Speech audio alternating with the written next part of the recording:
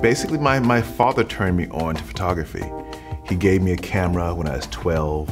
I went to art school in Atlanta, the Art Institute, dropped out, moved to New York, and started working as a photo assistant. I think I was probably cocky back then. I thought I knew more than the teachers back then, and I didn't like the idea of, or the direction they were teaching me, and I thought, you know what, I'm gonna go to New York. I had this one professor say that the best photographers in the world were either in New York or in Europe. And so if you want to be in that class, you should go there. And that's what I did.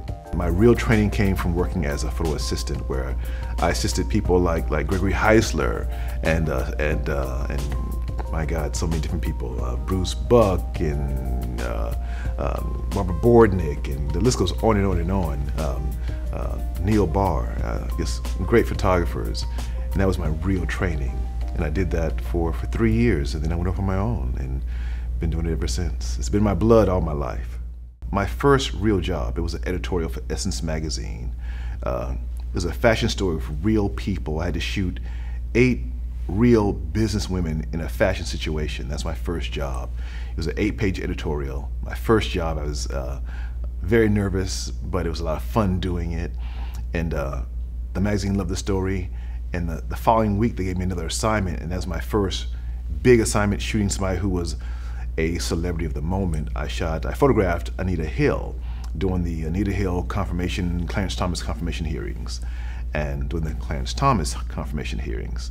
And that led to getting more stories for that magazine, and led to me shooting regularly for the magazine, and people noticing my name doing editorial. And then that led to people calling for advertising, and then on and on and on. It led to me shooting celebrities, and celebrities starting to call my name, and it just snowballed after that. It was a slow, spin, but that was the beginning for me. Relationships are extremely important in this industry. I think in any business, period. Definitely in photography. I think a lot of young photographers get into the business thinking it's just about photography, and it's not. Not if you want to do this as a career and make a living, and I mean a career, 20, 30 years. This is about relationships, and that goes from working as an assistant to doing wedding photography or fashion and beauty or advertising. It's all about the relationships.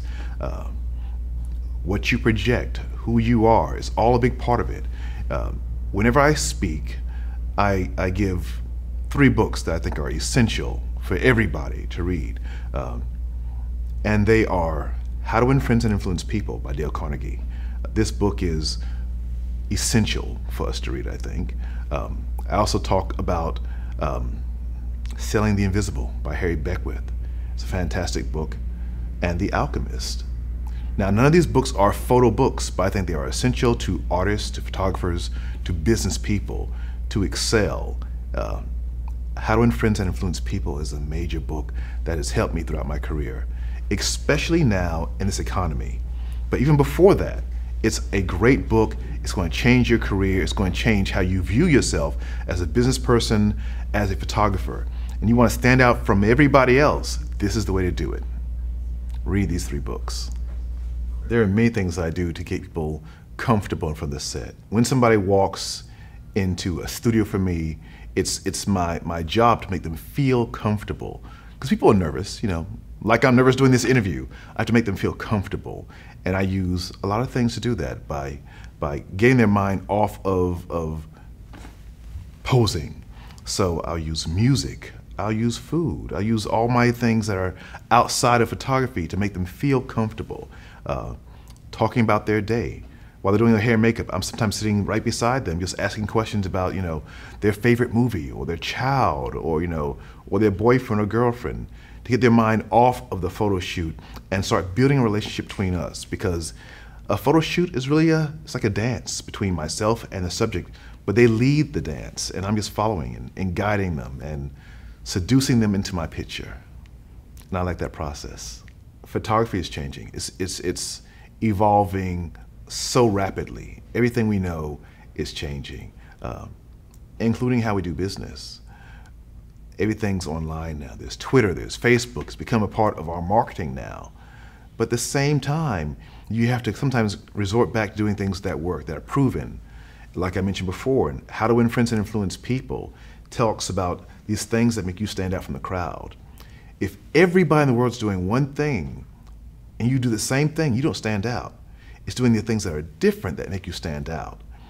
Our industry has changed so much and we have to be on top of everything. But what will never change is that personal relationship. You've got to get out there and meet people.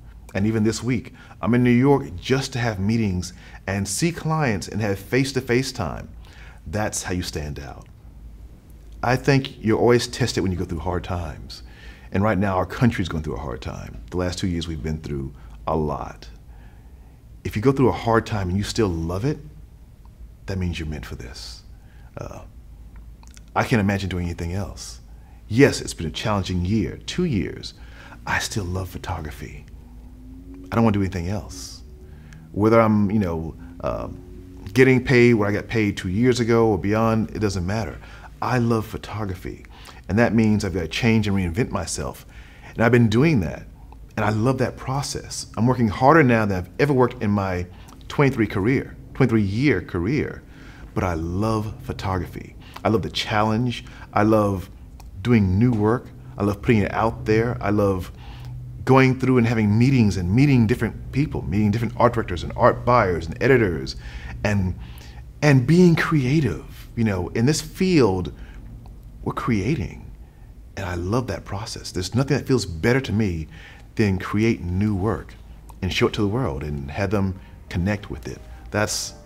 To me, that's the best feeling in the world. Everything is happening so fast.